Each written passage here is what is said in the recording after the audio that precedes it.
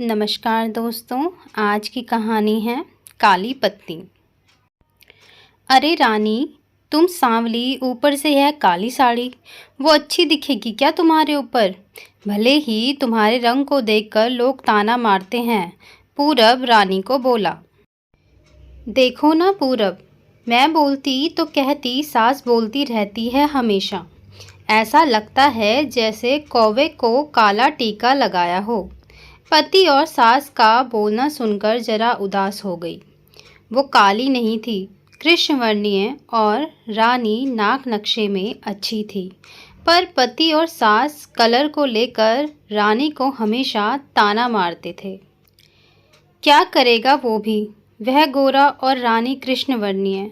लोगों का क्या, वो तो नाम रखने में पीएचडी होते हैं। ब्लैक और वाइट जोड़ी बोलते थे दोनों को। पूरब का मन वैसे साफ था। रानी को अगर कोई कलर को लेकर बोलता तो उसे जरा भी अच्छा नहीं लगता था, इसलिए वह भी थोड़ा बहुत बोल देता था ताकि वह जिद ना करे। लेकिन जब वह बोलता था तो उसे इस बात का पछतावा होता था। उसकी माँ घर में हमेशा कड़वाहट रखती थी। आज भी वैसे ही हुआ। घर में उत्सव के माहौल में सुबह जब सास ने रानी से बात की तो वह थोड़ी घबराई हुई थी। उसका चेहरा भी शांत था। पूरब वास्तव में खुद पर शर्मिंदा था। अपराधी की तरह बैठने के बजाय वह काम के लिए बाहर गया। कई सारी महिलाएं काली साड़ी पहनकर सड़कों पर चल रही थी। सभी ही गोरी थी ऐसा नहीं था, लेकिन उन पर वह काली साड़ी अच्छी लग रही थी। पूरब काम की जगह पर गया। उसका बचपन का दोस्त विक्की और उसका पूरा परिवार साथ में था। जान पहचान हुई तभी पीठ के पीछे से विक्की की पत्नी आई। वह भी काली सांवली ही थी। काली साड़ी पहनी थी उसने। पीछे से एक आवाज़ आई, प्रतीक्षा दीदी, अच्छी दिख रही हो। आपकी साड़ी भी अच्छी है और आप भी। प्रतीक्षा के चेहरे पर खुशी आई। उससे ज़्यादा विक्की खुश हो गया था। पूरब विक्की को कौतूहल से देख रहा था। विक्की ने वह देखा और जाना। वो पूरब के सवालों को हल करना चाहता था। विक्की ने पूरब से सीधे ही पूछ लिया, पूछो, तुम्हारे मन में जो भी है, मैं तुम्हें उसका उत्तर देने के लिए तैयार हूँ। पूरब पहले हड़बड़ाया, फिर वह बोलने लगा कि नहीं, ऐसा कुछ भी नहीं है। विक्की ने पूरब से कहा, तुम मुझे नहीं जानते कि मैं लोगों का मन कितने अच्छे से पढ़ सकता हूँ। तुम तो मेरे बचपन के मित्र हो। तुम्हारे मन की बात भला मुझसे कैसे छुपी रह सकती है। विक्की आगे बोला, चलो ठीक है, तुम्हारा सवाल भी मैं ही बता देता हूँ। तुम यही सोच रहे हो ना कि मेरी पत्नी जो रंग से काली है और आज उसने काली साड़ी पहन रखी है, फिर भी वह और मैं इतना खुश कैसे।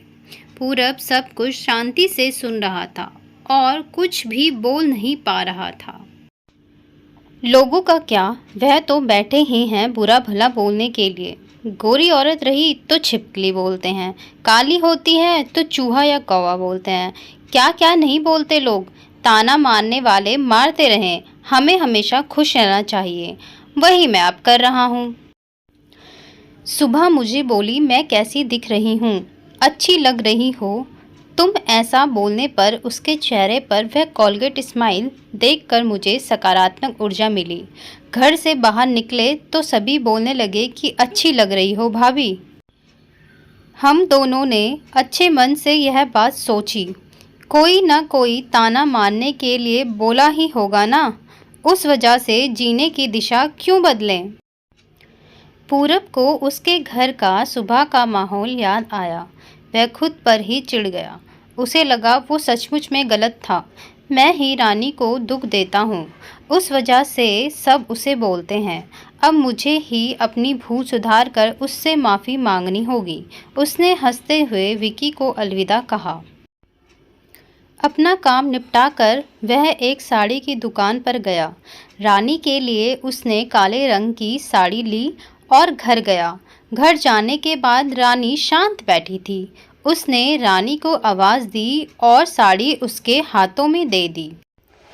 रानी को जरा अलग ही लगा।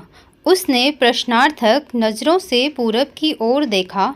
उसने बॉक्स खोलकर देखा तो काले रंग की साड़ी थी। रानी, मैं लाया हूँ तुम्हारे लिए यह साड़ी। आज पहन के दिखाओ कैसी दिखती हो तुम। अच्छी नहीं लगी तो बदल देंगे साड़ी को। देखने तो दो कैसी दिखती हो तुम इस रंग में। रानी को जरा अच्छा लगा।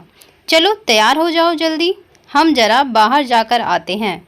एक क्लाइंट के पास जाना है, उन्होंने बुलाया है जोड़ी में। पूरब का बोलना सुनकर रानी तैयार होने गई। काली साड़ी, उस पर हल्का सा मेकअप और लंबे बालों की चोटी। पूरब भी क्या, पूरब की माँ भी रानी को देखते ही रह गई। पूरब बोला, रानी सॉरी। अरे, लोगों की बातों में आकर मैं तुम्हें हमेशा बोलता रहा और खरा सौंदर्य किसमें है यह मैं भूल गया था। रंग दो ही हैं, यह जानकर फिर जीना छोड़ दें क्या? अपनी खुद की पसंद छोड़ दें क्या?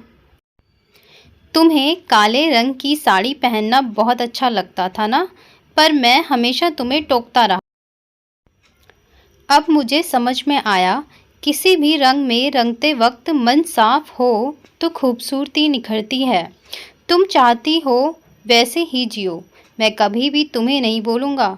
और हाँ, सचमुच सुंदर दिखती हो तुम, तुम्हारे रंग पर अच्छा खिलता है यह काला रंग। रानी के चेहरे की लाली और भी ज़्यादा बढ़ गई थी यह बात सुनकर। शर्मा कर वह पूरब को बोली, क्या आप भी? पूरब ने रानी का मुस्कुराता हुआ चेहरा देखा और उसके बदले हुए विचारों से पूरब खुश हुआ।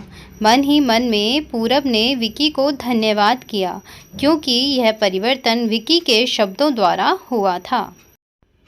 तो दोस्तों, इस कहानी की शिक्षा है, खूबसूरत दिखने के लिए खूबसूरत दिखना ज़रूरी नहीं है, बल्कि खूबसूरत सोच होना ज़रूरी है। इंसान का अगर मन सुंदर है तो इससे कोई फ़र्क नहीं पड़ता कि वह किस रंग का हो। ऐसी मज़ेदार कहानियों के लिए हमारे चैनल को सब्सक्राइब करें और वीडियो को लाइक ज़रूर करें।